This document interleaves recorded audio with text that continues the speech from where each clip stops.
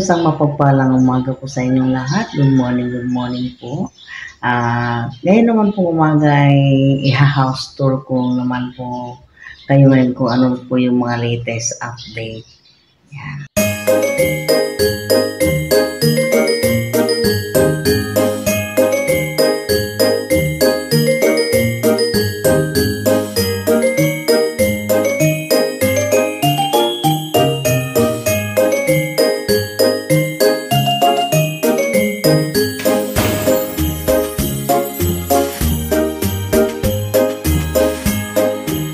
Umpisahan po natin dito sa may isang kwarto guys, at ito po ang kwarto ng aking anak.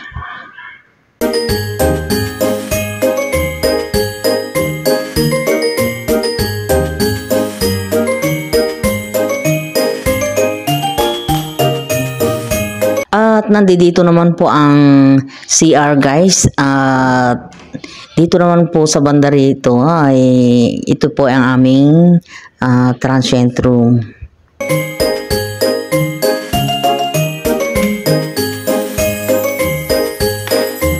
Ito naman po ang shared bathroom and CR guys.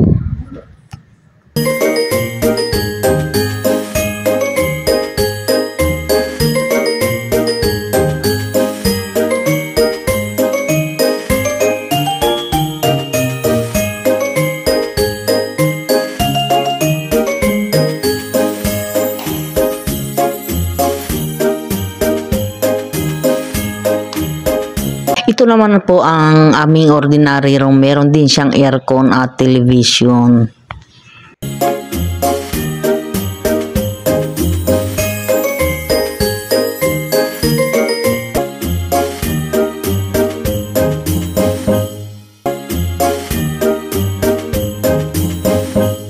Ang kainaman po dito guys ay bukod sa may ceiling fan na, meron pang aircon. Meron po siyang pang suporta.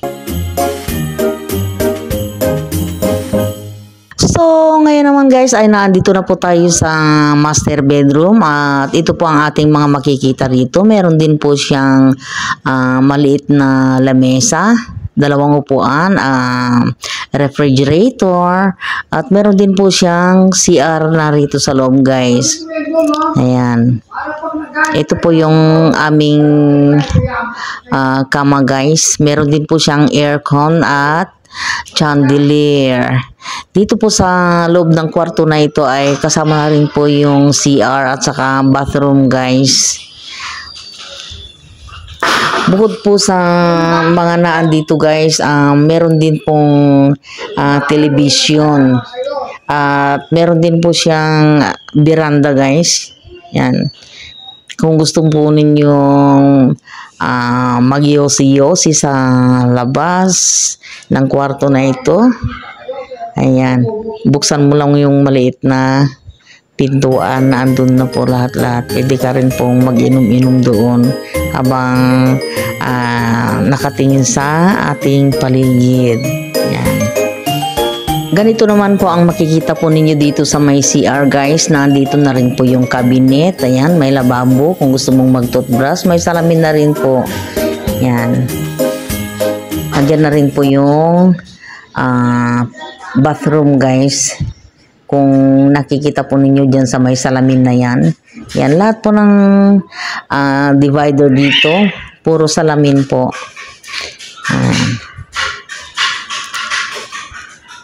Yan, ito po yung kanyang aparador. Wala pong laman kasi ano po ito, Airbnb.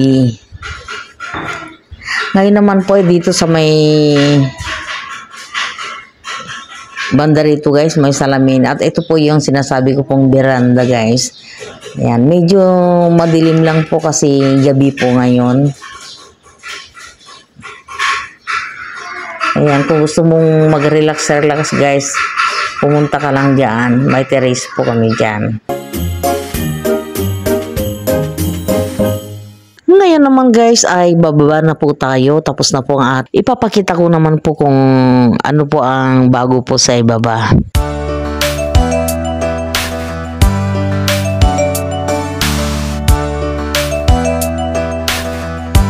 Ito po ang maid's room namin at ito po yung higaan.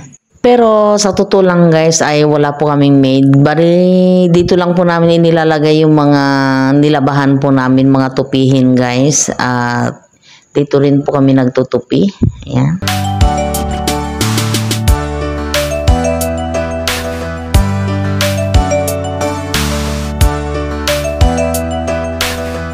Ito naman po ang stock room po namin guys, pero sa ngayon dito muna namin pansamantala inilagay yung po yung mga damit po namin pang araw-araw kasi paalis na rin po kami rito, mga 1 week na lang po kami, kaya yung mga gamit namin ay nakalagay na po sa mga karton, nakapack na po guys. At ito naman po ang CR po namin dito sa ibaba guys.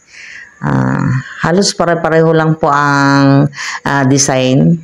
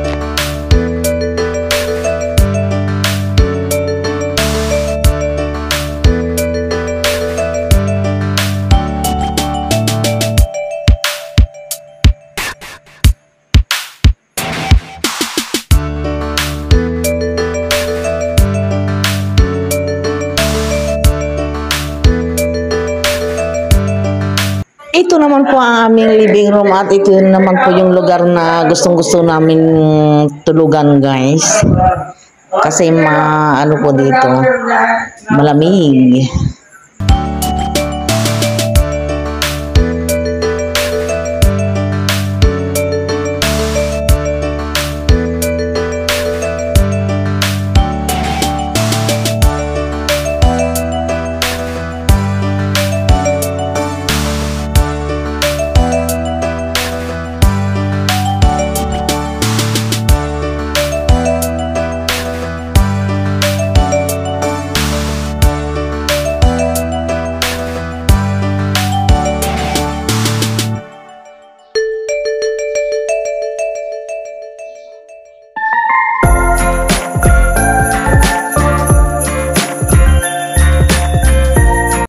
Ngayon guys ay naipakita ko na po sa inyo yung sa itaas at dito na rin po sa iba.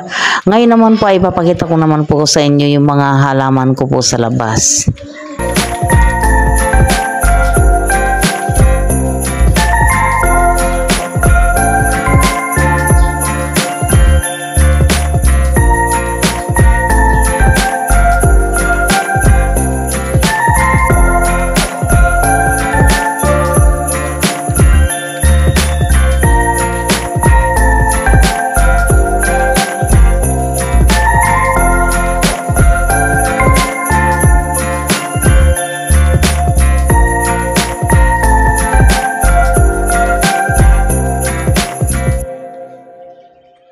medyo may katandaan na rin po itong mga alugbati ko at itong dragon fruit ko po guys ay mahaba-haba na rin po at mga ilang buwan na lang po siguro ay mamumunga na rin ito. At tingnan po ninyo itong papaya ko guys. Bali hindi ko inaasahan na mamumunga na po ito kasi sanga lamang po nitong putol na katawan po ng papaya namin. Ito na po yung mga luya ko guys. Malalaki na rin po yung mga laman kaya lang tinabunan po uli namin ng lupa para lalaki pa ng husto.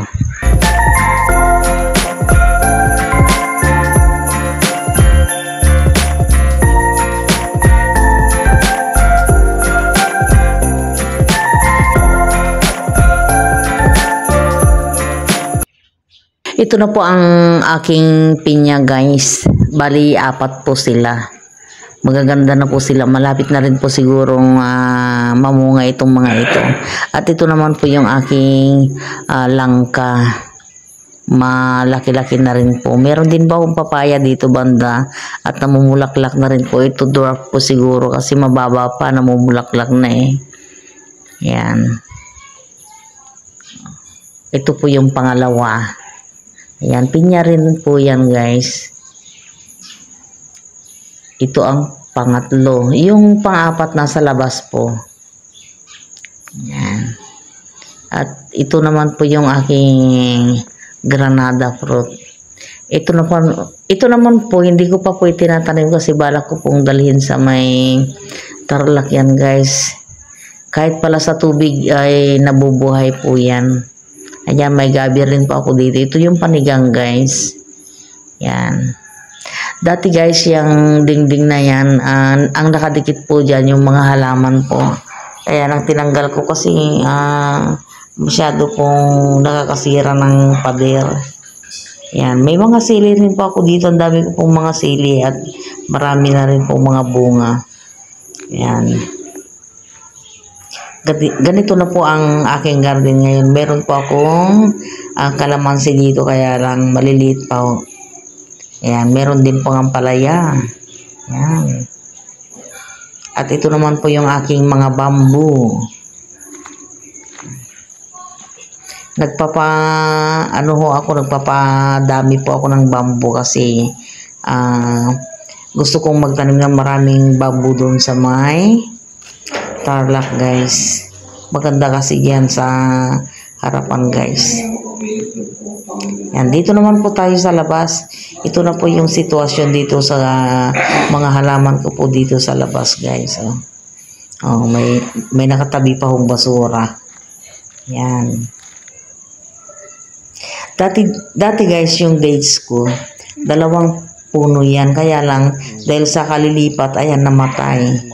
Isa na lang po nabuhay. Ayan, sana po ay mamunga yan. Ayan na po yung pang-4 na pinya ko. Malaki na guys. Ilang taon na rin yan. Hindi ko alam kung kailan pa mamumunga yan. Ayan. Meron din po akong halaman na namumulaklak yan dyan guys. At ito na po yung aking palm tree.